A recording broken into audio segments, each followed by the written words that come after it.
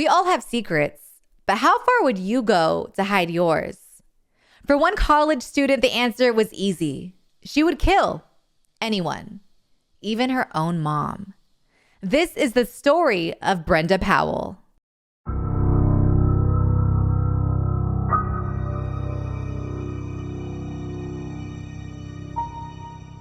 Now, before we dive in, I want to remind everyone that this video is for educational purposes only. It is purely informational.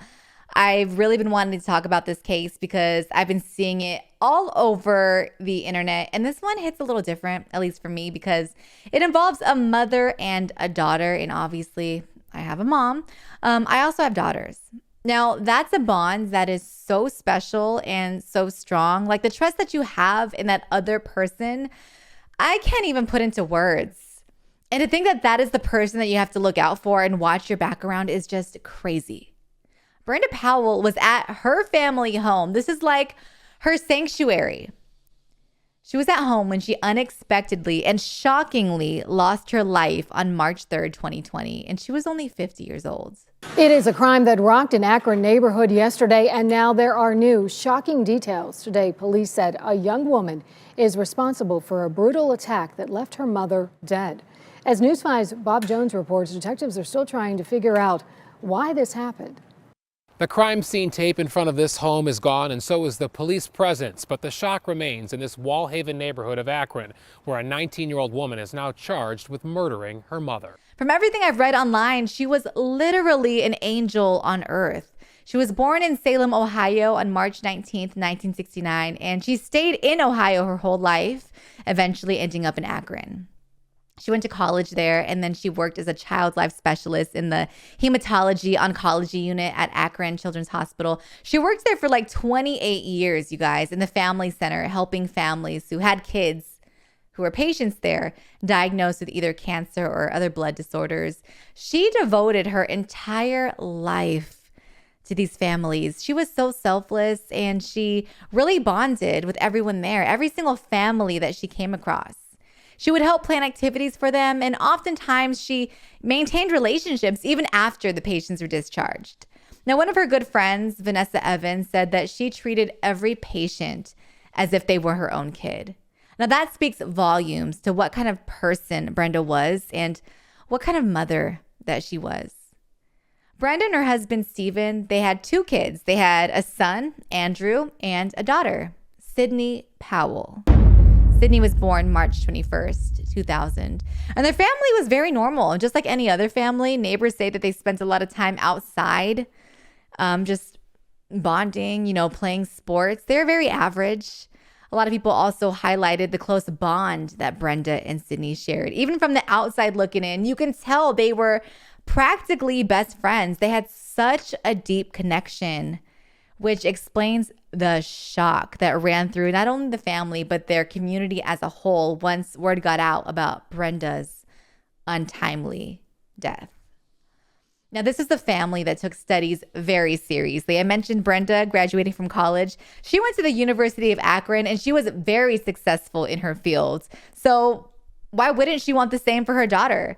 Now, when Sydney graduated high school in 2018 from Akron St. Vincent St. Mary's High School, they were so excited when she decided to go to college at the University of Mount Union, namely because, one, she's continuing her studies.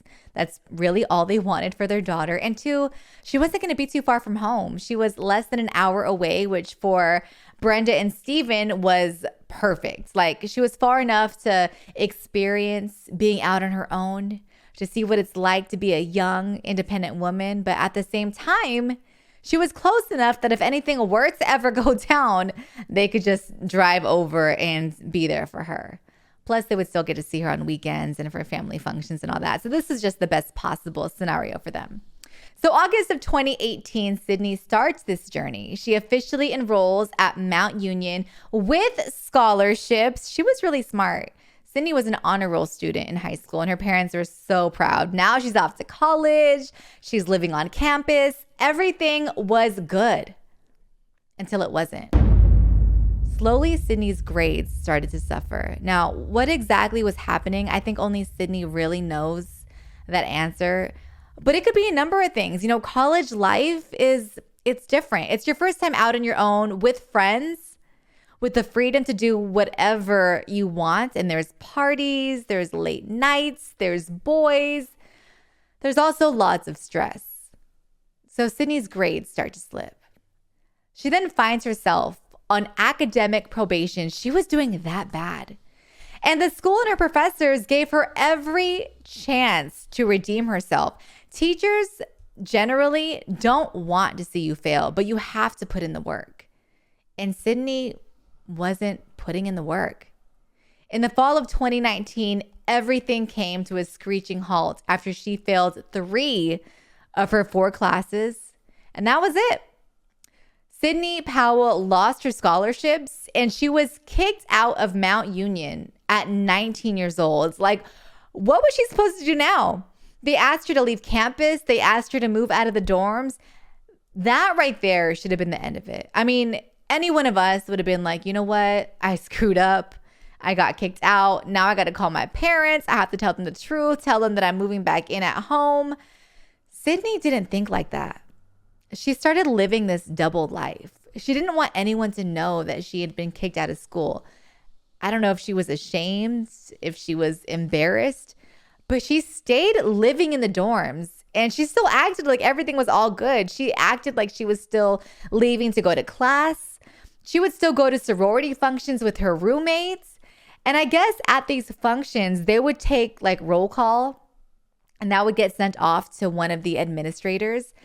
That raised a huge red flag because eventually they were like, who is this Sydney girl signing in at all these events and she doesn't even go here? I mean, to go to a student event, you have to be a student.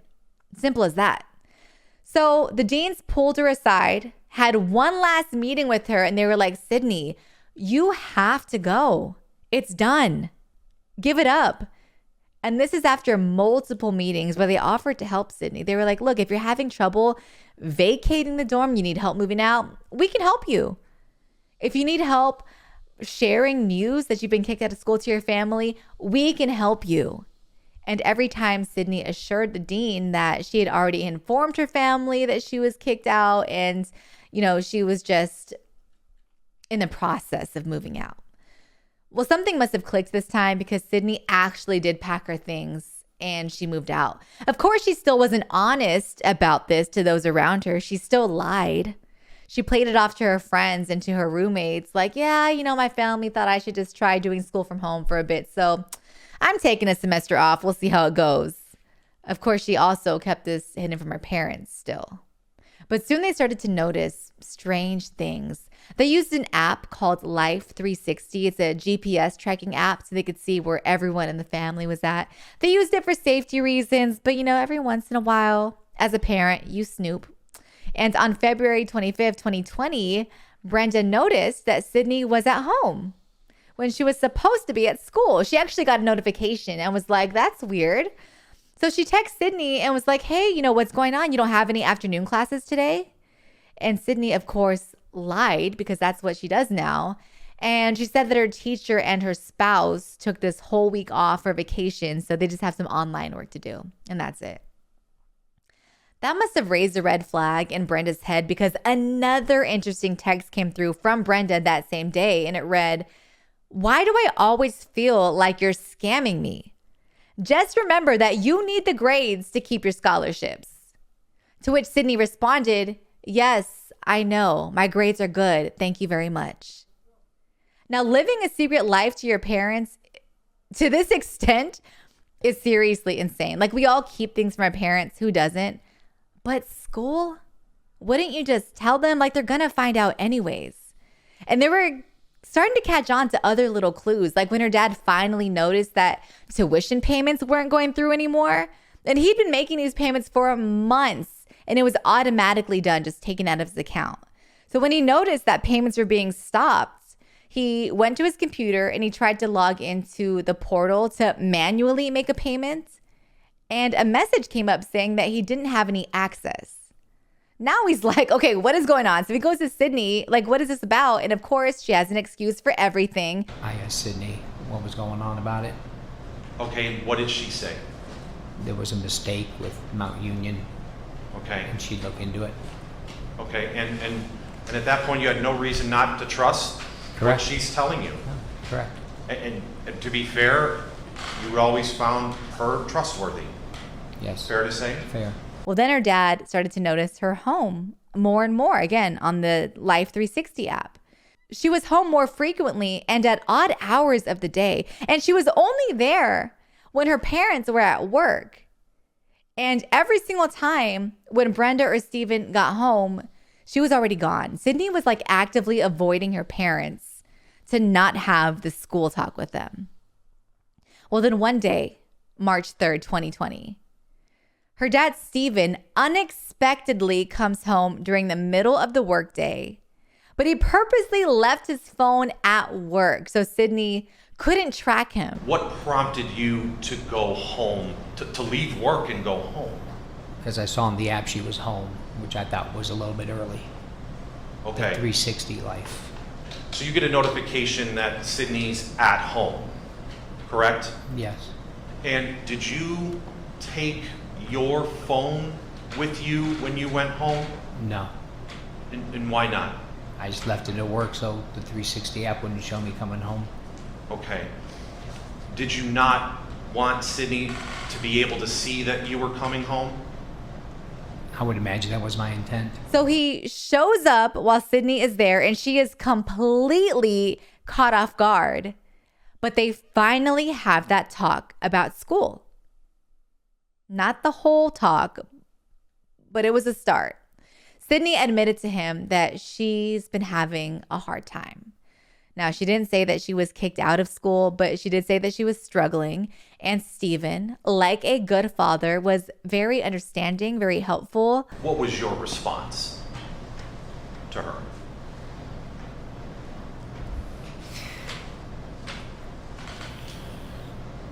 That we would work it out. Okay. Do you remember telling her, and I know you had a conversation with the police too, do you remember telling her that, you can't run away from your problems, you have to face them? I said we'd go through, let's get through this semester, and if you needed to take the summer off or we would work through it. Then Steven leaves to go back to work. Now, it was either on his way back or once he got there that he calls his wife, Brenda, to discuss what he and Sydney had just talked about, that she's having trouble in school. And he suggests that Brenda now go home. While she's on her way home, she calls Mount Union University to try to get some more information about Sydney's school situation, but nobody picked up, so she leaves a message. So Dean Fraser and I had been in a meeting together elsewhere in the building, in the building where our offices are located. When we came back to the office,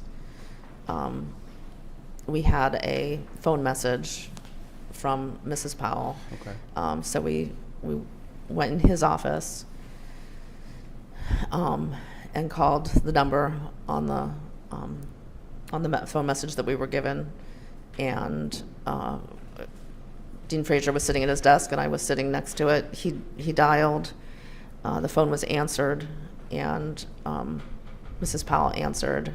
You say Mrs. Powell, is that Brenda who answered? Brenda answered, yes. Once Brenda gets to the house, she's now inside. She gets that call back from Mount Union. It's the Dean of Students, John Fraser, and the Associate Dean, Michelle Gaffney. And what did you tell Brenda at that time? So Dean Fraser was speaking and simply said, Brenda, this is Dean Fraser. I'm sitting here with Michelle Gaffney, our Associate Dean of Students. We're returning your call, and that's about as far as we got. Did Brenda respond to that introduction at all? Yeah. Okay, Yes. what did she say? I think he asked, "Is this Brenda Powell?" Oh, okay. And she said yes, and then he identified himself. Okay. Now, these two were really familiar with Sydney's situation because they were the ones that had to meet with her on multiple occasions to tell her that she had to leave campus, that she had to evacuate the dorms. They were the ones that were like, hey, Sydney, we got to kick you out. Your grades aren't good enough. You're losing your scholarships. And now they're on the phone with Sydney's mom, Brenda. Now, they only got as far as greeting each other when John and Michelle say they heard repeated thuds and screaming. There was a very large or a very loud sort of thud sound, like a pounding or a thud.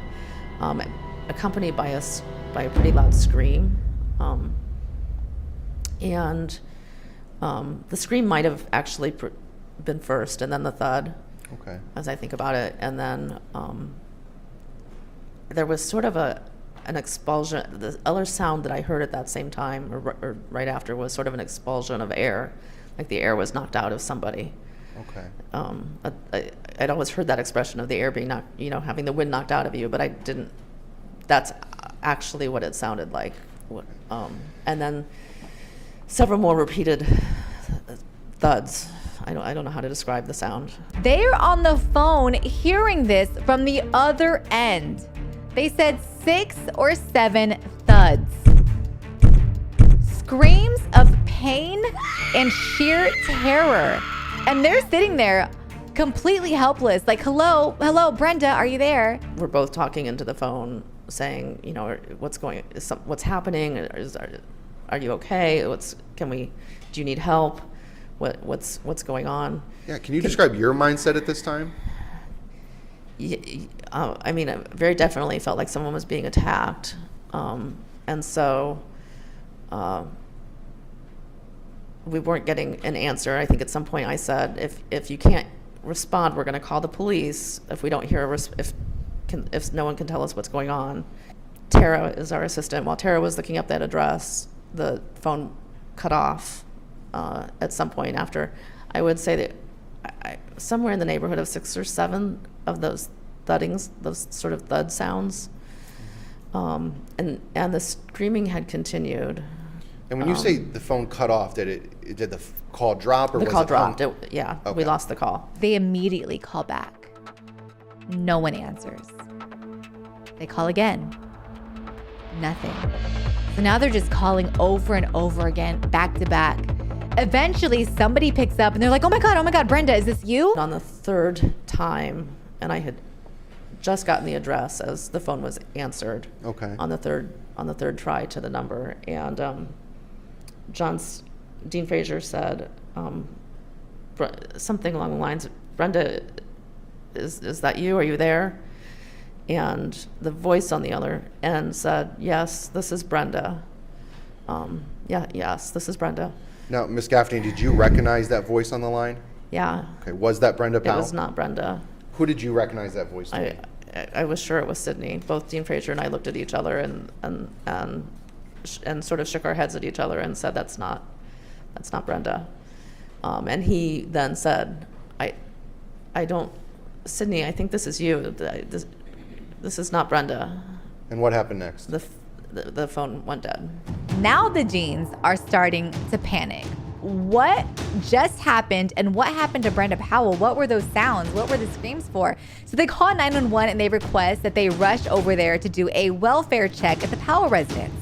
Turns out one of the officers assigned to do this was actually a family friend of the Powells, and they recognized the address. So they called the dad, Steven, who was still at work, and they're like, hey, is everything okay at the house? And he's like, yeah, Sydney and my wife, Brenda, are there. Everything's fine. She's like, well, the cops are on their way now to do a wellness check. So they hang up. Steven calls Sydney, and he's like, what's going on? She says nothing. So he's like, well, the cops are on their way over there. And then all of a sudden, Sydney gets hysterical, you guys. She makes up this story about how someone broke into their house and she needs help. This also gave Sydney a heads up that for this break-in story to be believable, she needed to stage the scene. She had to make it look like a break-in. And she had enough time to do it because her dad thankfully called. So that's what she started to do. She started breaking things all in the house. When police got there, they found Brenda lying on the floor with life-threatening injuries. And they found Sydney still hysterical from this break-in, and she was covered in blood. She's on the ground. So there's... Who is it? My mom! Someone broke in the back window. All right, hold on. And she's on the ground. And there's Hold on. Where's your mom? Okay, stay right here. No, there's so much blood. No, please! Man! She's in the corner now! So cops took her outside. They talked to her for a bit more. Other cops were inside looking for clues or evidence of this break-in. Didn't take long for them to realize there's no way. Like, there was a broken window, but it was broken from the inside. Sydney really thought she was going to fool the cops by breaking a window from the inside. So cops were like, okay, all signs are pointing to no break-in. We actually have the suspect right here, Sydney Powell. Sydney, can you tell me what happened? Huh? I have a female here. She's got minor cuts to her hands. I don't know if she's like hyperventilating. That's all she had? Cuts to her hands? Yes. She wasn't hyperventilating or something. All right. And because she had minor injuries, both she and Brenda were transported to the Cleveland Clinic Akron General Medical Center, where Brenda died from her injuries. These injuries include being hit over the head with a cast iron skillet, a frying pan, her own frying pan, the same one that Brenda herself used countless times to make meals for the family that she loved. That was what those hits, those thuds were that the Deans heard. So let's say 6 or 7 frying pan hits to Brenda's head. Can you imagine that? At the hands of your own daughter? It gets worse. Brenda was also stabbed around 30 times with a steak knife. Her own steak knife from her kitchen. She was stabbed all in the neck area. The injuries that Sydney sustained were far less severe. And the fact that she was injured even slightly implied that Brenda did attempt to fight back. Now, whether or not she gave it her all is a valid question. I personally don't think she did because, again, it's her daughter. It's just mom instinct to not want to hurt your daughter. On April 6, 2020, Sydney was officially arrested and charged with the murder and felonious assault of her mom, Brenda Powell. And she was also charged with tampering with evidence for staging the scene to try to make it look like a break-in. Less than 2 weeks later, April 17th, she was released on bail. More than 3 years later after that, on September 7th, 2023, the trial officially kicks off with opening statements. Now, Sydney was a complete wreck at this time. She broke down hearing the details of her mother's murder, and the judge even allowed her to step outside of the courtroom before body cam footage was played for the jury because it was just too much for her. Sydney's team of lawyers, their main defense in the trial was that she had a psychotic break at the time of the murder and that she could not tell right from wrong. They even had 3 experts who were psychologists evaluate Sydney, and they diagnosed her with schizophrenia. Now, they all took the stand during the trial and they testified to this diagnosis, and they said that Sydney was not mentally competent when she killed her mom. They said that she was suffering from hallucinations, she was delusional, and that she couldn't tell reality apart from whatever she was seeing in her mind. They also pointed to the fact that Sydney was still living and acting as if she was enrolled in school when she wasn't. They say this is proof that Sydney was not living in reality. She was having a psychotic break. She was confused. Now, although some of that does seem plausible, I will admit, I'm just not sure how much of that I believe. The prosecution, on the other hand, pointed out that Sydney was aware enough to cover up the murder. Therefore, she knew what she did, and she knew that it was wrong. They also have body cam footage that shows her repeatedly lying and misleading the officers that were there that day. So she clearly knew what she did wasn't okay. The prosecution brought on a clinical psychologist of their own, Dr. Sylvia Brodovich, who said Sydney did not meet the legal definition of insanity. Yeah, she had issues like borderline personality traits. She had an anxiety disorder, but none of this, according to this expert, adds to schizophrenia. Now, they said that Sydney started with the frying pan and then stopped hitting her with the pan, walked to the kitchen, grabbed a knife, walked back over, and then proceeded to stab Brenda. She said that is purposeful. That is trying to end someone. So the jury had a lot to consider, especially after Sydney's dad, Stephen, wrote a letter stating that Brenda would not want their daughter to serve life in prison for her violent murder. He said, quote, "I can confirm with 100% degree of certainty that this is not what people are saying is justice for Brenda Powell. I believe that since there can never be true justice in this case, Sydney's mental health should be our main priority." Now, the question throughout the whole trial was never whether or not Sydney committed this murder. Everyone knew she did. She was clearly guilty. The jury knew that. The question was whether or not she had a psychotic break. So what Stephen was doing was asking the judge to consider a more lenient sentence for her, like sending her to a mental health facility rather than prison. He also had family members and even Brenda's close friends write character letters for the judge to read. Despite all of their efforts, on September 28, 2023, Sydney Powell was sentenced for the murder of her own mom. Again, because she didn't want her mom to find out that she was kicked out of school. On count 1, ma'am, I sentence you to an indefinite sentence of 15 years to life in the Ohio Department of Corrections. On count 4 of the indictment, I sentence you to 3 years in the Ohio Department of Corrections. Those 2 sentences to be run concurrent with and not consecutive to each other. Ma'am, please understand that on count 4 of the indictment, you may be subject to a period of post-release control upon your release. And if you violate that post-release control, the Adult Parole Authority is authorized to return you to prison for up to 9 months for any single violation and up to 50% of your prison sentence for all violations. She would serve 15 years to life in prison. She'll be eligible for parole after serving those first 15 years of her sentence. Now, reports do say that Sydney plans to appeal her sentence. I'm assuming that's something that her team is working on right now. I want to know how you guys feel about this case, though, because I have a lot of mixed emotions. Now, when I hear anyone having mental health issues, my first thought is they need help. We have to try to get them some help. But I do think that Sydney was more than aware of what she did and why she did it. It's also just really sad. It's so unfortunate for the Powell family because there really is no feeling of justice being served in this case because the victim's family is also the same as the killer's family, so you're losing 2 people either way. And I also do understand why the Powell family was so hell-bent on trying to make this insanity claim work.